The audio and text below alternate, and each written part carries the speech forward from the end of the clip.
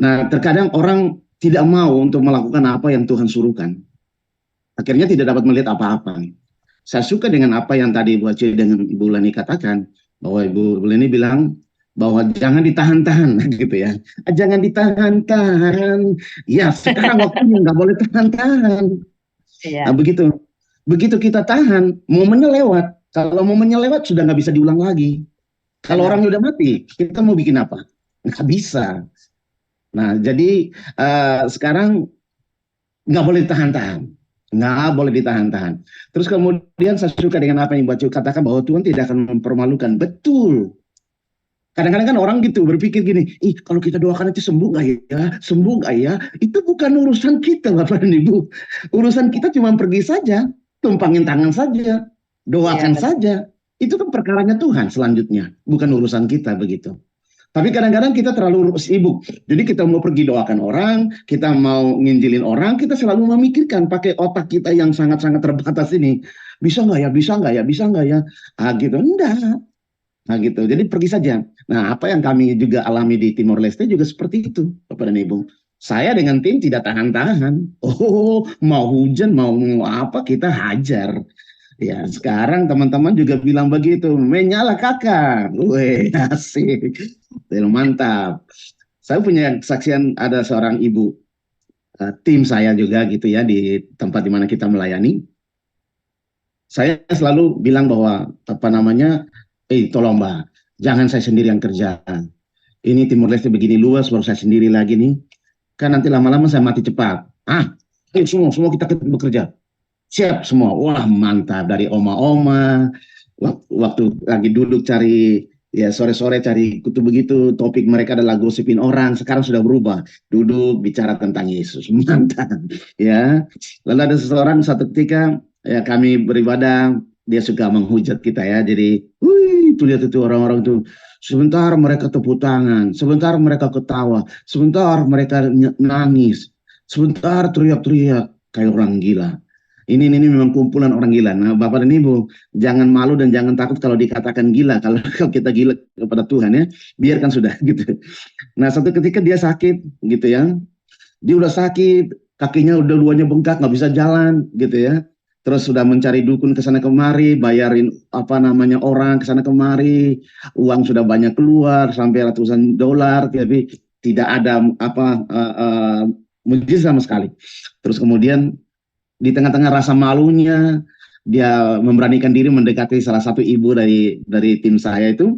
Lalu ibu ini telepon saya bilang, Bapak, ini orang yang selama ini berpikiran jahat tentang kita ini datang. Saya bilang, hajar sudah, ini kesempatan gitu kan.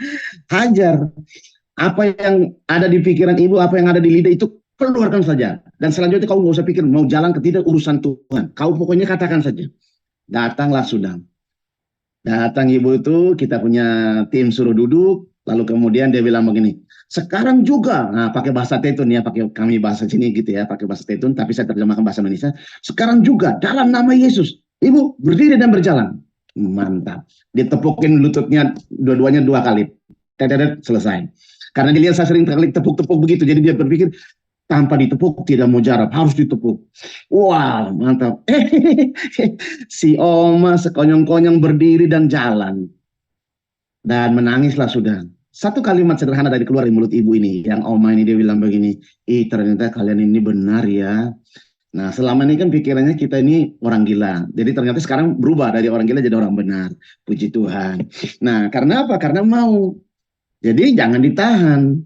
Nah, jadi Bapak dan Ibu, kadang-kadang kalau kita tahan memberitakan Injil, kita tahan untuk pergi dan menyembuhkan orang, maka momen-momen ini lewat. Kalau momen ini lewat, sulit untuk diulang kembali. Jadi setiap momen yang sekarang ada ini, kita manfaatkan, kita pakai.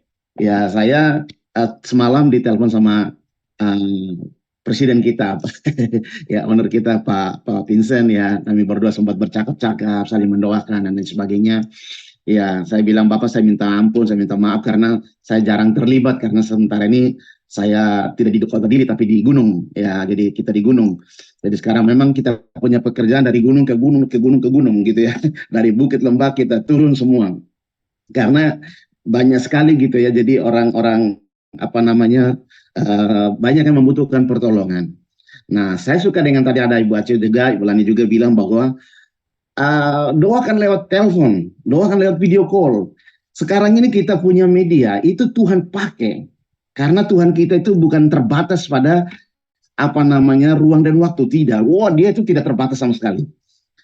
Nah, jadi saya ada apa namanya seringkali memotivasi atau membuat video-video tentang Tuhan gitu ya di TikTok gitu. Nah, sekarang itu kita pergi ke mana begitu. Jadi mereka bilang ini Bapak yang di TikTok ini. Ah, begitu ya. Terutama anak-anak muda. Ya gitu ya, yang orang-orang yang di kebun ya, agrikultur gitu, terus kemudian yang apa namanya anak-anak muda yang kerja-kerja. Nah, saya sering kali memotivasi mereka seperti itu. Gitu. Jadi ketemu terus mereka bilang, "Wah, ini nih Bapak ini," gitu. "Ini Bapak ini." Nah, gitu. Lalu kemudian perkumpulan bajai lalu sama orang-orang yang jual OB atau baju-baju obralan gitu. Mereka bilangnya ini nih Bapak nih. Nah, Bapak, sini dulu Bapak. Oke, saya disuruh datang, duduk. Terjadilah KKR, mini KKR di pinggir jalan sambil makan bakso. Haleluya. Saya bilang memang Tuhan itu luar biasa memakai semua media sosial ya yang kita punya untuk memberitakan namanya Dia. Persoalannya yang seringkali terjadi kan adalah kita kan malu.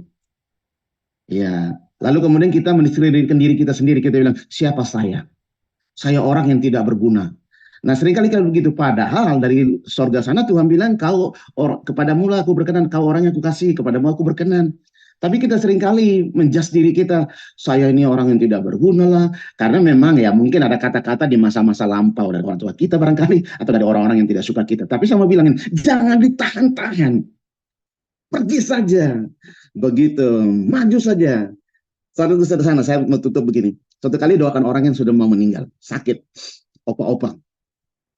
Sebenarnya tujuan kami bukan doakan, saya tujuannya datang untuk memberkati sebuah rumah. Tapi waktu ikut memberkati rumah ini, banyak orang kumpul, nah gitu ya, termasuk istri dari opa yang sakit. Nah begitu baru mau minum kopi, kopi hangat lagi, lalu ada pisang rebus, saya bilang mantap ya, memang berkat dari hamba Tuhan kalau begini sudah. Baru mau satu gigitan, nangis orang. Wah, orang teriak-teriak begitu. Saya bilang, ada apa itu? Oh, si Bapak meninggal. Oh iya? Akhirnya kan semua lari itu pergi ke sana. Nah, saya dengan ada Bapak satu yang undang saya, kami dulu, saya bilang, mari kita lanjutkan kopi ini sudah. Tapi akhirnya saya rasa tidak enak juga. Saya bilang, mari kita pergi ke sana juga. Nah, baru pergi ke situ, orang bilang ini, buka jalan, pendeta datang, pastor datang. Saya bilang, loh, ini kan bukan urusan saya sebenarnya. Tapi ya sudahlah, masuk ke situ. Waduh, Bapak sudah napasnya 1-2. Gitu. Oh, mantap. Ya sudah. Lalu mereka bilang, Bapak Pastor tolong doa. Oh, oke, mantap. Nah, sudah, mulailah saya angkat tangan. Kan biasa, tadi kan Bu Leni juga ada Ibu Vanessa doakan kan kita angkat tangan tuh. Nah, saya mulai angkat tangan. Sambil bahasa roh. Bahasa nama. Nah, orang-orang di situ bilang ini, wih dia lagi baca mantra. Dia baca mantra. Pasang jurus, oh, mantap ya. Saya bilang apapun sebutannya mau pasang jurus kayak baca mantra itu bukan urusan saya. Singkat cerita setelah doa saya tinggalkan tempat itu dan saya lanjut lagi minum kopi yang sudah dingin dengan pisang rebus. Bapak dan Ibu tahu waktu ketika saya sedang makan pisang rebus itu yang enak itu tiba-tiba saya dengar suara kambing dari samping. Nah, datanglah bapak tua ini punya anak kandungnya tarik satu ekor kambing. Ini sekonyong-konyong saya punya tim satu ini mulutnya keceplosan. Bos, itu kayaknya kambing buat bos itu. Kau diam sebentar, jangan ngomong sembarang gitu. Tidak bos, itu memang kambing kayaknya buat bos itu. Benar datang bilang ini, Bapak tidak ada sesuatu yang dapat kami berikan kepada Bapak, hanya seekor kambing yang dapat kami berikan. Karena Papa saya sudah sembuh. Oh, sudah sembuh, puji Tuhan. Ya, jadi saya bilang sekarang juga bikinkan bubur, kasih dia makan. Padahal sekian lama sudah, ya tinggal napas 1-2 saja sudah ya, begitu. Dan selesai, maaf ya, karena saya memang tidak bisa tahan. Ya, kalau saya tahan sedikit lewat, gara-gara pisang dengan kopi panas, saya lewat lah itu Bapak Tuhan. Tapi kita nggak bisa tahan, hajar kita, sembuh dia. Lalu saya dikasih kambing, saya lihat ini kambing juga besar, ini kalau jual ini mungkin sekitar $200. Jadi saya terima itu kambing, saya bilang begini, kambingnya saya terima kasih baik, terima kasih banyak niat baiknya Bapak dan Ibu, tapi kambing ini saya kembalikan karena saya punya Bapak bilang gini, upahmu tersedia di surga, jadi kambing ini saya kembalikan, atau kambing ini kau bawa pulang, kau potong biar kau punya Bapak makan, karena sudah bertahun-tahun dia tidak pernah makan enak. Nah, kasih dia sudah. Bawa pulang. Tidak, ini kalau saya bawa pulang, Bapak bunuh saya. Terserah, tenang saja, Bapakmu sudah sembuh. Dia belum punya kekuatan full gitu. Jadi dia tidak akan bunuh kau.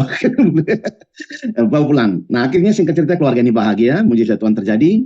Nah, karena itu tadi, bahwa kita tidak boleh menahan-nahan diri untuk memberitakan Injil. Ya. Jangan tahan-tahan diri. Kalau kau lihat orang sakit, tumpangin tangan saja. Terserah, nanti dia bilang, oh dia pasang jurus. Oh dia keluarkan mantra. Itu urusan mereka, tapi jobnya kita jalankan tugas dari Bapa.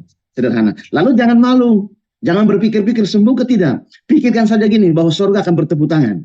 Pikirkan saja bahwa seketika itu nama Yesus dipermuliakan. Itu yang harus kita pikirkan. Jangan kita memikirkan banyak cara, nggak perlu. Itu bukan urusan kita. Jobnya kita, ayo kita permuliakan Yesus setiap saat, setiap waktu, dalam setiap kehidupan dan tarik nafas kita. Oke, Tuhan Yesus memberkati kita semua. Tetap semangat dan tetap menyala dalam Kristus Tuhan bersama kita. Tuhan berkati.